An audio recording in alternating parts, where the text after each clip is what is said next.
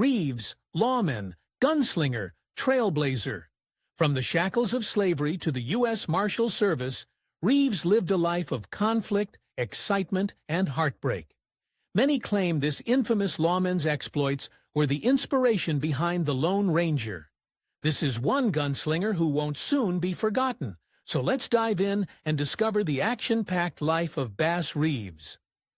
Bass Reeves was born in Crawford County, Arkansas, in 1838. William Steele Reeves, a prominent citizen and politician, enslaved his family. William's son, Colonel George Reeves, was Bass's legal owner. George also happened to be the town's sheriff.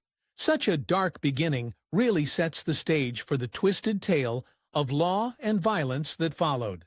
As a black man living in the South in the 19th century, records about Reeves are spotty at best, but the stories paint a picture of a formidable man. Legend has it that Reeves ended up getting into a serious confrontation with his master over a card game in 1861. When the altercation turned physical, Reeves dealt a well-deserved beatdown on the colonel. After that, Reeves had little choice but to flee his bondage and ride off into the sunset in search of a life as a free man. Whatever the precise details of his flight, certain facts are crystal clear. Between 1861 and 1862, as the country was in the throes of the Civil War, take a wild guess as to which side Colonel George Reeves was on. Reeves escaped from his enslavement and became a free man of his own accord. After casting off the shackles, Reeves embarked on a truly remarkable journey. After escaping his masters, Reeves traveled to Oklahoma, or Indian Territory as it was known then. When he arrived, various indigenous people, including the Cherokee, Seminoles, and Creeks, took him in. They sheltered him from lawmen who sought to return him to slavery. Reeves lived in the protection of his new communities and learned their languages for the next several years, but eventually it came time for Bass Reeves to set out on his own. A little dose of karma eventually came down upon the colonel. A fitting end to a horrible man, George Reeves contracted rabies and passed in 1882. It's probably fair to say that Bass himself wasn't too broken up when he heard the news. Bass Reeves claimed that he fought in the Civil War. For the South, to be fair, it was back when Colonel George Reeves still owned him, so he didn't have much of a choice. He said he took part in the Battle of Pea Ridge, the Battle of Missionary Ridge, and the Battle of Chickamauga. However, Bass Reeves certainly liked to tell a tall tale, and his descendants have since said that these claims were false. While he lived with the local indigenous tribes, Reeves became a guide for government officials who traveled through the Indian Territory. His expertise in local languages and culture made him perfectly suited to the job. This was his first taste of work with the U.S. government in an official capacity. It must have made a lasting impression. In 1865, the 13th Amendment abolished slavery. Reeves was finally able to move around the country freely. When the amendment passed, he moved to Arkansas and became a small-time farmer. For the next 10 years, he lived a quiet life on his country farm. It was probably a pleasant change, but it was not to last. A year after moving to Arkansas, Reeves fell in love. He married a woman named Nellie Jenny, and they must have been really into each other. They ended up having a whopping 10 children, 5 boys and 5 girls. This large family was a huge help when it came to chores, and the farm became quite profitable over the years. But no matter how well the farm did, Bass Reeves was never meant to be a farmer. In 1875, everything changed for Reeves. A hard-headed judge named Isaac Parker ordered a U.S. Marshal to find 200 deputies in Indian Territory. Reeves had a reputation as an expert in indigenous languages with an intimate knowledge of the land. The Marshal tracked him down and made him an offerer, and so began a whirlwind tale of adventure, courage, and cold-blooded lawmaking. Reeves' deputization made history. He became the first black man to work as a deputy west of the Mississippi River. The talented marksman and guide quickly started making a name for himself. Bass Reeves made it impossible for anyone to overlook him, as he embarked on a 3-decade stint as a deputy lawman under one of the most cutthroat judges in the West. Reeves was over 6 feet tall and sported a thick black handlebar mustache. He also rode the Oklahoma Range on a massive white stallion. He was apparently well-dressed, with spit-polished boots and a striking wide-brimmed hat on his head. Despite his instantly recognizable look, rumor had it that the lawman had a few other tricks up his sleeve. The new deputy must have been an unmistakable figure in the Old West. Unfortunately, he had another useful skill. Apparently, the 6-foot lawman was a talented actor and took on a variety of aliases and disguises as he prowled outlaw country. At times, he dressed himself as a local farmer. At others, he took on the guise of an outlaw, anything that could get him closer to his quarry. Because Reeves spent his early years in enslavement, even as an adult man, he couldn't read. This didn't hold him back in the slightest. Instead, he always asked somebody to read him the contents of the warrants that the marshals presented to him. He would then memorize their details before striking out to pursue his target. He still always got his man, and when they asked him to produce his warrants, he always pulled out the right one. It seems that Reeves' talents were without end. He was an excellent shooter, but he took this talent to the next level. The lawman was completely ambidextrous. He proved this ability time and time again by holstering Colt revolvers on both sides. By all accounts, he drew quickly and never missed his mark when the time came. As it turned out, the time to draw seemed to come up a lot. Reeves made a name for himself early in his career when he struck out after the famous outlaw Bob Dozier. Dozier was a cattle wrestler and stagecoach bandit with a seriously bad reputation. When Dozier heard that Reeves was after him, he sent out word that Reeves was placing his life in his own hands. Neither man backed down. They were an unstoppable force and an immovable object, and there was only one way this was going to go down. Law and order in the Wild West was not a pretty thing. Reeves eventually tracked Dozier down to a hideout in Cherokee territory. He only had one man with him, but Bass Reeves didn't need much help. When they neared Dozier's hideout, things turned ugly. Dozier shot first, firing at them from a stand of trees. He thought he'd hit his mark, and he burst out in laughter. It was the last thing he ever did.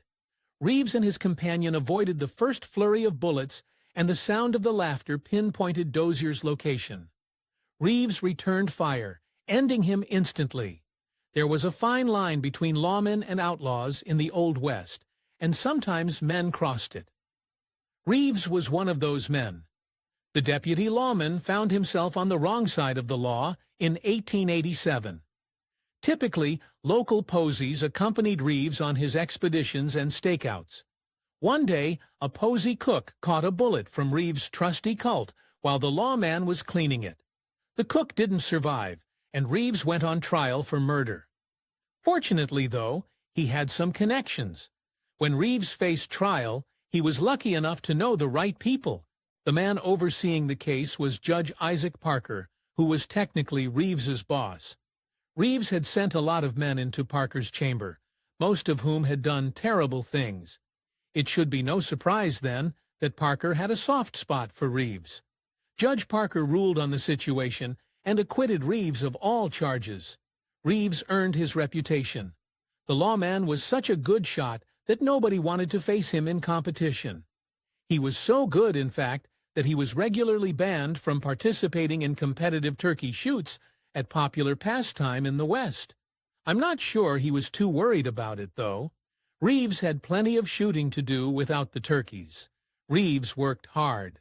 His expeditions often lasted for several months and evolved riding through rough terrain, living wherever he could find lodging, and risking his life taking on the toughest outlaws in the West. Fortunately, it was a lucrative business. The going rate was more than $1,000 for bounties. A man could make a lot of money at it, and Reeves was one of the best in the biz. Reeves would take on any job, no matter how dangerous, so didn't surprise anyone when he took on an arrest warrant for Tom's Story. Reeves was the leader of a feared gang of horse thieves who operated under the highly original name of the Tom's Story Gang. As usual, Reeves confronted Story directly. When Reeves drew his warrant, Story drew his Colt. Big mistake. Reeves was quicker and dropped the outlaw. The rest of the gang disappeared, and no one ever heard from them again.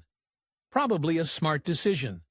Reeves was one tough lawman, but apparently his boss was even tougher. Judge Isaac Parker was an unbelievably harsh man. So harsh, in fact, that he was given the nickname the Hanging Judge. The reason for this nickname isn't difficult to riddle out. In the Old West, it was hard to separate the good guys from the bad. Despite his brutal methods, Reeves was an honorable man to his core. At his birth, he had witnessed the deepest and darkest parts of humanity. Over a 30-year career, he faced some of the most feared men in America. He knew that every chase was potentially his last. However, the Ranger never drew his weapon first. Instead, he always tried to take everyone in alive. They didn't always give him that option. Despite never drawing first, Reeves ended up in a lot of shootouts. Over his long career as a lawman, the mustachioed slinger racked up a body count of 14 men. Apparently, each one tried to end Reeves's life before he resorted to force. It's no wonder he had such a tough reputation among outlaws and lawmen alike. Reeves's reputation quickly spread across the West. Though there were over 200 deputies to choose from in Indian Territory, marshals, judges, and district courts constantly turned to Bass Reeves because they knew that he would deliver results. More so, they knew that he would get the job done cleanly and fairly. One of the most infamous men in Indian Territory went by the name Greenleaf. Over an 18-year stint, Greenleaf reputedly had 7 bodies on his hands, and he showed no sign of backing down. Unsurprisingly, Reeves took the task without complaint. After tracking the notorious outlaw, Reeves captured him without much of a struggle. Greenleaf terrorized the area for years, but to Reeves, he was just another bounty. Sadly, Reeves' beloved wife, Nellie Jenny, passed in Fort Smith in 1896. Reeves was 58 years old at the time. Nellie was the mother of all 10 of his children. The tough man was definitely no stranger to loss in his life, but this was different. Her passing absolutely devastated him. Fortunately, he managed to find love again several years later. For 4 years, the lawman mourned the passing of his beloved Nellie. Then, Reeves met a woman named Winnie Sumter and fell in love all over again. In 1900, at 62 years old, Reeves married for a second time. In a happy subplot to an often harrowing tale, the two stayed together for the rest of their lives. They also had another child together. As a ranger, Reeves was usually the hunter. Eventually, his work earned him a place as the hunted. According to an Oklahoma News article in 1907, outlaws in the West had a habit of posting cards on their turf with warnings to certain deputies. Over his career, Reeves made a lot of enemies. In total, he found at least 12 cards posted, promising his demise. Reeves was in a dangerous profession and, unsurprisingly, had a lot of close calls. On one occasion, the ranger was facing off with an outlaw who drew on him. Before Reeves could respond, the gunman shot his belt in half. Other times, bullets took his hat from his head, buttons from his coat, and the reins from his hands. Just one close call like that would be enough for us to hang up our hats for good, but to Reeves, it was just another part of the job. Reeves' son, Benjamin Reeves, strayed from the family tree and ran into serious trouble with the law. One day, Benjamin's wife suddenly passed under extremely suspicious circumstances. It did not seem accidental. Benjamin quickly became a suspect, and soon enough, he was charged with murder. Heartbroken, this is where Bass Reeves took matters into his own hands. Reeves did one thing, and he did it very well. He tracked down outlaws on the lam. According to the letter of the law, it didn't matter who they were. So when Reeves learned that his son was a wanted man, the lawman demanded the warrant. It sat on his desk for 2 days while he decided what to do. His son likely wasn't happy with his decision. The details of his son's doings were unpleasant. His wife had an affair. Word of the relationship somehow got out. Benny was jealous, angry, and violent. It didn't take a genius to get to the bottom of this one. Most marshals were afraid to take the case. No one wanted to track down the son of the infamous Bass Reeves. Eventually, Reeves decided he had to fulfill his obligation personally. He hunted his son down and clapped him in irons. Bass dragged his son into the courtroom himself, and the judge convicted him. He handed down a hefty sentence: life in prison. For the next 11 years, Benny Reeves sat in 4th Leavenworth Federal Penitentiary. But there's one last twist in this story. Benny received a pardon in 1914. After his release, he apparently turned his life around and lived out the rest of his life without offense. As the years passed, the American government seized more and more territory. Oklahoma became a state in 1907. Unfortunately for Reeves, this brought change to the face of law enforcement. Police departments and state agencies took over, meaning that marshals and deputies lost their authority.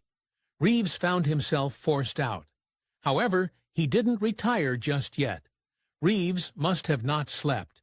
It's clear at this point that the deputy tracked down and captured a huge number of outlaws.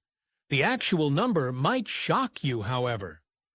Over the course of his career, which began when he was in his 50s, mind you, Reeves brought in a tremendous 3,000 felons. Other than a few scrapes and bruises, Reeves made it through his career entirely unscathed. Despite taking down over 3,000 outlaws and getting into dozens of dust-ups, the rough-and-tumble lawmen never fell victim to any serious injuries. Given the 30-odd years he spent as a ranger, this is quite a remarkable achievement. Reeves couldn't stay on as a ranger forever. He hung up the stirrups at 68 years old so that he could become another kind of officer. In 1907, Reeves joined up with the Muskogee Law Enforcement Office in Oklahoma, where he worked for 2 years. It was pretty tame compared to his old beef, but at 68, that was probably for the best. In 1909, the tough lawman finally came across an enemy that he couldn't best: Bright's disease. His chronic kidney affliction managed to do what no man in the West was able to do, and forced Reeves to stop working. He retired at 70 years old and lived out his remaining time in some much-needed peace. In 1910, he made his final salute. Bass Reeves, the gunslinging lawman, left a serious legacy behind. His likeness has appeared in at least 7 television series, 4 films, a play, 2 board games, and at least 6 books. To top it off, a bridge was named in his honor, a statue was erected in Oklahoma, and the lawman was inducted into the Cowboy Hall of Fame in Texas. There must be something in the family genes because a number of Reeves' descendants have a serious marks of their own. For example, his grandnephew, Paul L. Brady, a prominent civil rights activist, became the first black administrative law judge in 1972. Ryan Reeves, a professional hockey player from Winnipeg, is Bass's great-great-great-grandson. According to Art Burton, a well-respected historian, Bass Reeves is the inspiration for the Lone Ranger, a fictional Texas Ranger who has become one of the most recognizable cultural icons in American history. The Lone Ranger has appeared in thousands of radio episodes, hundreds of television episodes, hundreds of comic books, 6 films, and dozens of novels.